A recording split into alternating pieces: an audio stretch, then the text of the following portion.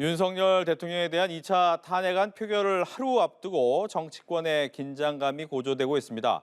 오늘 오후에 탄핵안이 국회에 보고가 됐고 내일 오후 표결이 이루어질 예정입니다.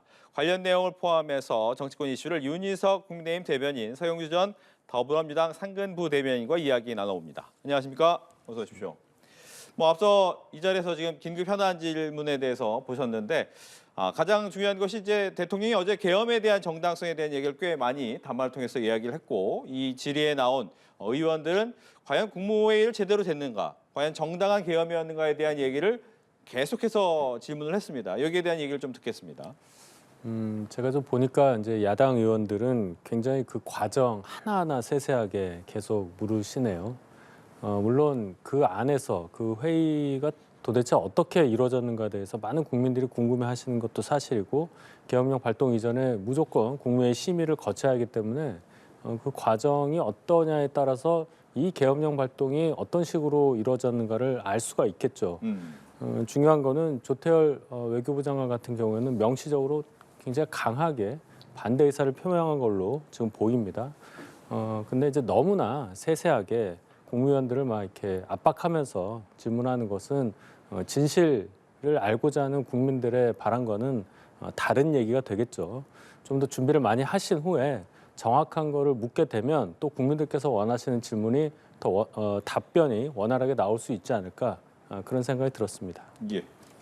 일단 야당 의원들은 현재 상황 자체에 대해서 아직 끝나지 않았다고 보는 것 같습니다. 그래서 계속해서 국민들에게 이 상황이 어떤 상황인지 각인을 시켜주기 위해서 반복된 질문들을 계속 하고 있지 않느냐.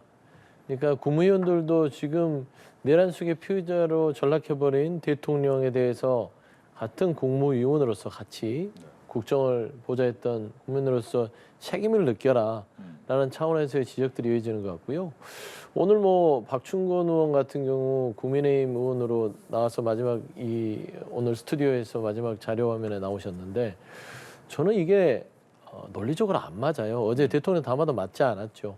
그러니까 지금 왜 이게 내란의 수개 혐의를 받냐면 그러니까 아까 박충건 의원이 현안 질의에서 얘기했던 것은 민주당이 이렇게 국정을 발목 잡았다. 민주당이 간첩죄를 외국까지 더 확대시키는 거를 막았기 때문에 북한에 동조한다. 이거는 일반화를 완전 확대해 해석하는 거 아니겠습니까? 민주당은 지금 현재 그 간첩죄를 조금 더 강화시키는 부분에 있어서는 인권 침해 여지가 있기 때문에 조금 지켜보고 이 부분에 논의한 다음에 통과시키자는 입장이고 국민의힘은 또 다른 입장인 거예요. 그러니까 정치 입장은 다를 수 있어요. 근데 지금의 작금의 현실이 왜 문제가 되냐? 내란이라는 것은 그겁니다. 정치는 정치로 풀어야 되지. 정치가 안 풀린다고 해서 헌법과 법률이 허용하지 않는 범위에서 군의 무력을 사용해서 정치로 풀어버리려고 한다. 이게 내란입니다. 정치는 정치로 푸는 거예요. 정치는 무력으로 풀어서는 이건 안 되는 문제입니다. 그래서 지금 그 본질적인 부분들에서 자꾸 국민들을 호도시키려는 어떤 여러 가지 발언들을 하시는데 그거는 탄핵의 어떤 소추의 표결이 다 끝난 다음에 여당과 야당의 서로 다른 입장에서의 정치 영역으로 다시 되돌아서 질문할 문제가 아닌가 좀 그래 보입니다. 알겠습니다.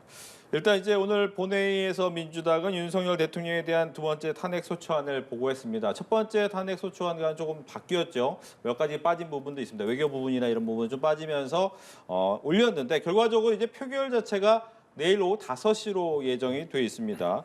일단 이탈표 얘기가 꽤 많이 나오고 있는데 국민의힘 입장에서는 이 내일 표결을 어떻게 좀 보고 계시는지. 우선은 이 탄핵에 찬성하겠다. 표결에 참여해서 찬성하겠다고 공개적으로 밝힌 의원이 7명으로 지금 파악이 되죠. 네. 여기에 더해서 일단 표결에 참석하겠다. 그런 분들은 한 30명 가까이 되는 걸로 파악이 됩니다. 그렇다면은 표결 참석 의지 자체가 탄핵안 찬성으로 이어지는 건 아니겠지만 어느 정도는 찬성의 의사를 가지고 표결에 참여하겠다. 이런 의사라고 볼 수도 있기 때문에 지금 탄핵 찬성에 필요한 저희 당 의원들 숫자 8명을 초과한 인원들이 아마도 찬성을 하지 않을까. 그렇게 되면 이번 두 번째 탄핵안에 대해서는 찬성, 통과될 가능성이 상당히 많아 보입니다. 예. 민주당에서는 어떤 예상을 하시는지. 일단은 뭐 국민의힘에서 어떤 결정을 하느냐에 따라서 네. 내일 표결에 찬성 뭐 반대 여부가 갈리겠죠. 근데 지금 정치 상황만 보더라도 지금 내란 수계의 피의자 혐의를 받고 있는 대통령 당사자가 탄핵을 받겠다고 어제 담화를 한 거 아니겠습니까? 예. 법적 다툼을 통해서 반드시 밝혀내겠다라는 지금 상황이기 때문에 당사자가 탄핵을 해달라고 하는데 아니 국민의힘에서 탄핵을 반대해 버리면 그거는 조금 어깃장이 나잖아요. 그러니까 어제 답안은 대통령께서 탄핵을 원한다라는 거 보신 거죠? 그렇죠. 하야는 없다. 뭐 탄핵을 시켜주지 않았으면 좋겠다라는 의미도 있겠으나 네. 지금 현재 입장에서는 탄핵을 준비한다고 봐야죠. 그러면 더 버텨봤자 국민의힘 입장에서는 좋을 게 없어요. 점점 더 국민의 어떤 분노는 치솟고 있고 왜 내란의 혐의 있는 이 대통령을 저 자리에 계속 둬서 국정을 혼란스럽게 하지? 라는 의문들을 국민의힘에 갖게 됩니다. 그러면 내란에 동조하는 거 아니야? 그런 오명을 굳이 계속해서 안고 갈 필요가 없다라는 측면에서는 저는 권선동 원내대표가 현 시점에는 당론으로 반대하고 있으나 한동훈 대표가 어제 탄핵을 찬성하는 게 좋겠다는 당론 입장을 냈기 때문에 저는 뭐 오늘 내일간에 해서 저는 그 입장을 탄핵 찬성은 아니더라도 전원 표결 참여해서 자유투표에 맡기겠다 정도 선에서 물러서지 않을까 좀 그래 보입니다. 네, 지금 말씀하신 것처럼 이제 어제 담화 직전에 한동훈 대표는 이 당론을 탄핵 찬성으로 가야 된다라는 것을 이야기를 했는데 권성동 원내대표가 당선된 이후에는 이 부분에 대해서 아직 정해진 건 없다. 내일 의총에서 오전 의총에서 결정하겠다라고 한 거잖아요. 네. 이 변화가 있습니까? 일단 권성동 원내대표는 어제 선출이 됐습니다. 어제 선출되기 전까지 저희의 당론은 탄핵 반대입니다. 그렇죠. 그 당론에 대해서 뭐 유지를 할지 변경을 할지에 대한 어떤 논의가 없었단 말이죠. 자, 내일 오전에 저희가 의총을 열게 되기 때문에 내일 의총 결과에 따라서 뭐 당론이 바뀔 수도 있고 지금 당론으로 채택된 탄핵안 반대가 뭐 권고적 반대로 바뀔 수도 있고 뭐 이런 여러 가지 가능성을 열어 놓을 수가 있겠습니다. 특히 의총 분위기를 보면 아까 질문하셨던 탄핵안 찬성 가능성에 대해서도 조금 더 좀 확실성이 더해진 그런 예측을 할 수 있겠다. 예, 그런 상황이어서 내일 의총 오전에 의총 상황이 대단히 관심 있게 지켜봐야 될 사안이다 이렇게 봅니다. 네, 이제 표결을 내일 오후 5시니까 하루 정도 앞두고 있습니다. 이재명 대표가 오늘 성명을 냈어요. 이 국민을 향한 광기의 선전포고다라고 이제 대통령의 담화를 정의를 하면서 탄핵만이 혼란을 끝낼 수 있다라고 얘기를 했어요. 좀 빠르게 좀 함께 하자라는 의견을 보내는 것 같아요. 그렇죠. 네. 두 가지겠죠. 어제 그 대통령 지금 내란 수계 피의 혐의를 받고 있는 대통령의 대국민 담화는 국민들을 더 불안하게 만드는 대국민 담화였습니다. 예를 들면 나는 잘못한 게 없다. 나는 계엄을 한 적이 없는데 왜 자꾸 나를 내란 혐의로 몰고 있느냐. 그러니까 국민들은 그걸 보면서 경악했을 거예요. 저분은 어떤 세계에서 살고 있을까? 대한민국의 모든 시스템이 지금 현재의 대통령이 앉아있는 그분을 향해서 당신은 내란을 저질렀어요 라고 이야기하고 있는데 본인만 어떤 근거로 해서 내란이 아니라고 얘기하는지 통치의 행위다 라고 한다거나 부정선거가 있었기 때문에 불가피한 조치였다. 그걸 누가 납득합니까? 대한민국의 지성을 가진 그 모든 국민들이 이해할 수 있을 것 같아요. 그렇기 때문에 이재명 대표는 일단은 국민에 대해서 이번 주는 반드시 통과되도록 하겠다는 안심 메시지가 한 축이 있을 것이고요. 두 번째는 국민의힘 의원들한테 얘기하는 것이죠. 지금 이 현재의 상황들은 나라의 주인은 국민이다. 그리고 그 국민의힘의 국회의원들도 나라의 주인인 국민을 위해서 있는 자리 아니겠느냐. 그렇기 때문에 대승적인 결단을 하기를 바란다. 저는 그런 메시지의 의미를 담고 있다고 봅니다. 알겠습니다. 이제 오늘 또 윤 대통령의 지지율이 나왔습니다. 지지율 한번 보면서 얘기를 해볼까요? 한국갤럽이 지난 10일부터 12일 전국 만 18살 이상의 1,002명을 대상으로 실시한 조사와 그 내용인데요. 자세한 것은 이제 중앙선거 여론조사 심의위원회 홈페이지에 나와 있고요.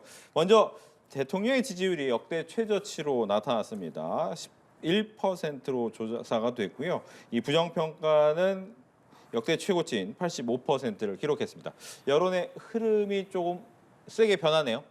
예, 이제 11%까지 떨어졌는데 과거에 이 박근혜 전 대통령 같은 경우에는 17%, 5%, 나중에 4%까지 떨어진 결과가 나옵니다.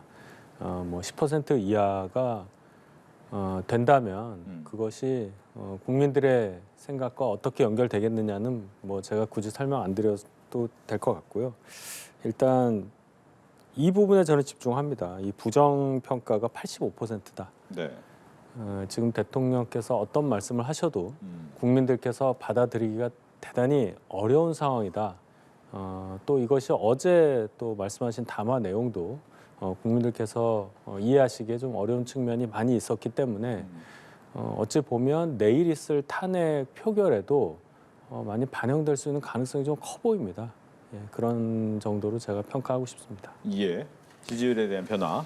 지지율 변화가 이제 보면은 각 주마다 5%포인트씩 뚝뚝 떨어집니다. 그러니까 이 변곡점마다 그러니까 지금 현재 본인이 한 잘못을 인지하지 못한 게 많이 반영된 것 같아요.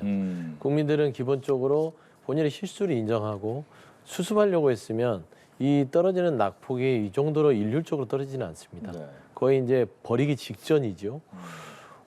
이번 주에 나온 11%에 대한 이 부분은 대통령 담화 어제의 담화가 반영되지 않은 것입니다. 거의 안 됐다고 봐야겠죠. 네. 그랬을 때는 그 다음 주에는 똑같은 낙폭을 따지면은 5에서 6%가 떨어지면 됩니다. 그런데 저는 더 떨어질 거라고 보거든요. 그래서 사실상 윤석열 대통령이 착각하고 있는 것이 본인이 탄핵 심판에서 살아나면 뭔가 다시 회복될 거라고 생각하는데 그렇지 않습니다. 과정이 너무 좋지 않아요. 권위를 잃어버린 대통령이 다시 직을 찾는다고 해서 대통령의 권위가 돌아오지 않는다라는 측면에서는 좀 안타깝고요. 일단은 대통령이 이 여러 가지 이 상황을 제대로 어떤 좀 합리적이고 좀 정신이 올바른 상황에서 인지하지 못한다는 부분들 이거는 좀 국민들한테는 영원히 각인이 될 것 같다. 그렇게 좀 보입니다. 국민의 입장에서는 이제 보수 성향이 강한 대구 경북 지역 또 70대 이상의 연령층에서 지지율이 빠지는 거에 대한 부담감이 있을 것 같습니다. 그렇습니다. 지금 뭐 지역이나 뭐 연령 이 모든 것을 다 초월해서 국민들께서 윤석열 대통령에 대한 부정 평가를 다 하시고 계신 거잖아요. 일각에서는 저희 당이 영남 중심 당이기 때문에 영남 지역 또 연령이 좀 있으신 분들의 여론에만 휘둘리는 거 아니냐라고 얘기를 하지만 절대 그렇지가 않습니다. 영남도 저희 국민이고요. 영남에 계신 분들도 또 그분들의 의사 또한 전 국민의 의사와 같다고 저희는 생각을 합니다. 이 무거운 여론을 잘 받아들여서 이 어지러운 혼란 상황을 극복하는데 전력을 다하겠다 이런 말씀을 드리겠습니다. 예. 이제 어제 담화를 많이 보셨겠지만 이 담화 내용을 보면 그동안 이제 임기 부분에 대해서 정당과 정부에게 맡기겠다라는 부분에 대해서 약간의 뉘앙스 변화가 있었죠. 이선 후퇴는 하지 않겠다라고 하면서 자진 사퇴의 선을 그었습니다. 이유가 어디 있습니까? 이유는 그 지난번에 일임한다는 부분들은요. 네. 좀 여러 가지 해석이 가능한 겁니다. 어제 담화를 보면요. 너무 상반되잖아요. 예. 뭔가 그 당시에 일임한다는 건 본인이 큰 잘못을 했구나. 모든 게 내 책임이다. 그렇기 때문에 이런 국정혼란을 초래했기 때문에 일단은 국무총리와 여당 대표, 우리 당이라 한 것도 조금 그게 맞득지는 않은 상황이었으나 최소한 본인이 저지른 일에 대해서 조금은 잘못을 좀 깨닫고 있나? 라는 생각이었는데 어제 담화를 보면 이게 잠깐의 눈속임이었구나. 당시 7일날 표결을 앞두고 이런 일들이 벌어집니다. 그리고 그 표결에서는 탄핵이 통과가 되지 않죠. 그러니까 한동훈 대표도 사실상 속았다고 보면 되는 것이에요. 그러니까 본인과 오랫동안 인연이 있고 한 번 더 기회를 달라는 어떤 여러 가지의 상황 속에서 한동훈 대표는 기다려줬고 그 일임이라는 말에 기대서 결국에는 한동훈 대표만 정치적인 치명상을 입은 것뿐이에요. 그리고 나서 다시 태세전환해서 이번 주는 어떻습니까? 내가 무슨 잘못을 했냐? 통치행위고 이게 내란죄라고 내란이라고 주장하는 사람들이 내란이다. 이게 반국가 세력이다. 이게 적반하장의 이 어떤 태도를 보이잖아요. 그렇기 때문에 저는 윤석열 대통령이 이제 내란 수의 피의자로서 법적인 개인으로서의 대응만 남아 있고 대통령으로서의 권한과 책임은 다 버린 것 같습니다. 이제는 뭐 정치인 윤석열 나에게는 없구나. 이제 살아야겠다. 그리고 당에도 기댈 게 없다라는 차원에서 아마 법적 대응을 하겠다라는 담화지 않을까 그래 보입니다. 예. 동의하십니까? 예, 어제 그 담화 내용을 보면은 정치적인 대국민을 향한 국민을 향한 담화 내용이라기보다는 헌법재판소에서 심판에 임할 때 하실 말씀을 하신 것으로 생각이 됩니다. 그 얘기는 앞으로 이 법적 대응에 치중해서 대응을 하겠다. 당이나 어떤 정치적인 해법을 통한 사태 해결보다는 이제 법적인 차원으로 대응을 해서 이 상황을 좀 극복하겠다. 아마 이런 의지로 읽힙니다. 서영주 대변인께서 말씀하신 대로 법적인 부분에 치중한 그런 담화였다는 것을 본다면 저희가 추진을 했었던 이선 후퇴라든지 뭐 조기 하야 이런 것들은 아마도 이루어지기 어려운 상황이 아닌가 이렇게 생각합니다. 그러니까 이제 앞서서 얘기했던 것이 어느 정도 나는 좀 내려놓고 뒤로 물러나는 분위기였다가 이 부분이 바뀌면서 지금 국무회의에서 의결된 42개 안건이 제거가 되고 또 대법관 임명 동의안을 또 제출했고 여기에 김용현 전 국방부 장관 후임 후보자까지 재지명하겠다라고 나온 것은 어떻게 봐야 됩니까? 지금 이 상황에서는 대통령직에 계신 분은 윤석열 대통령이 맞습니다. 네. 그 권한 행사를 막을 방법도 없고요. 또 그런 의지를 갖고 계시기 때문에 그대로 권한을 행사하시는 거라고 봐야 되겠죠. 여기에 대해서 이게 맞냐 안 맞냐는 것은 정치적으로는 얘기할 수 있어도 적어도 법적 제도적으로는 막을 수 없다. 네. 예, 지금 그런 상황이라고 봐야 되겠죠. 즉 아직까지는 대통령 윤석열 대통령이기 때문에 그 권한을 행사하는 거다. 그러니까 제가 앞서 얘기했듯이 네. 본인의 잘못은 이제 까마득히 잊어먹고 법적으로만 대응하면 본인이 대통령으로서의 권력만 누릴 수 있다. 그러니까 권력을 누리는 거 마지막까지 누리고 가겠다는 겁니다. 사실상 참 몹쓸 짓을 보수에다 다 던져놓고 가는 대통령이에요.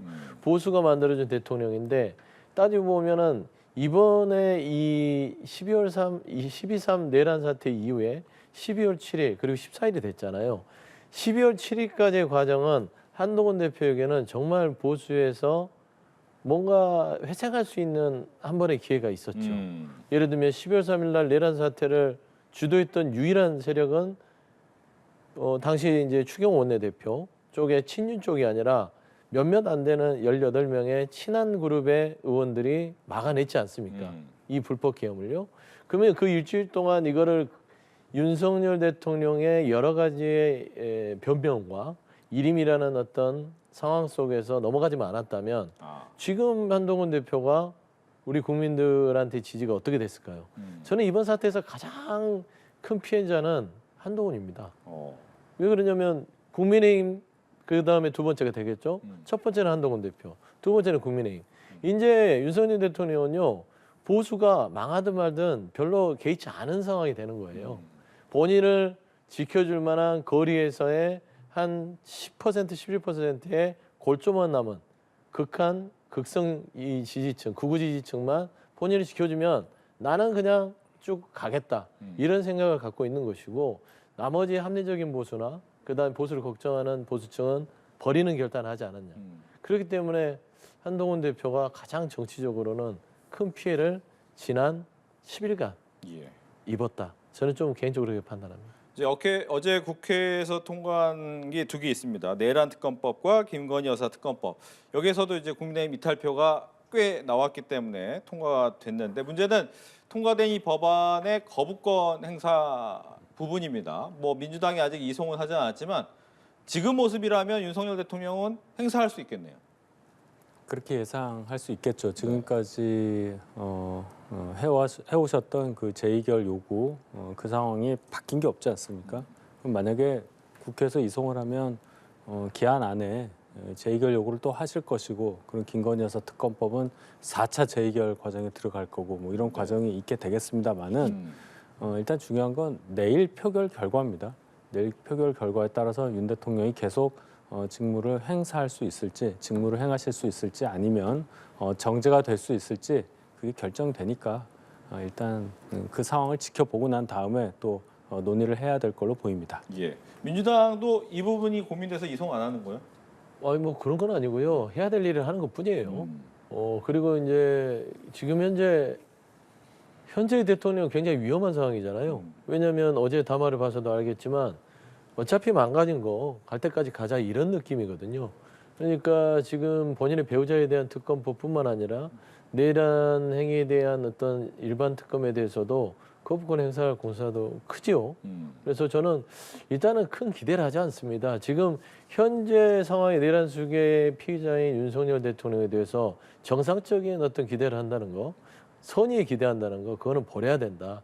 우리가 거기는 논평의 대상이지는 되지 않습니다. 그렇기 때문에 제일 중요한 거는 내일 있을 표결에서 위험한 이 대통령에 대해서 직무를 당장 정지시키는 거. 이게 여야 정치권에서 해야 될 일이다. 그래야만 국민의 평온한 일상을 회복할 수 있고 최소한의 기본권이 지금도 침해당하는 부분들을 멈출 수 있다. 저는 그런 말씀을 드립니다. 네.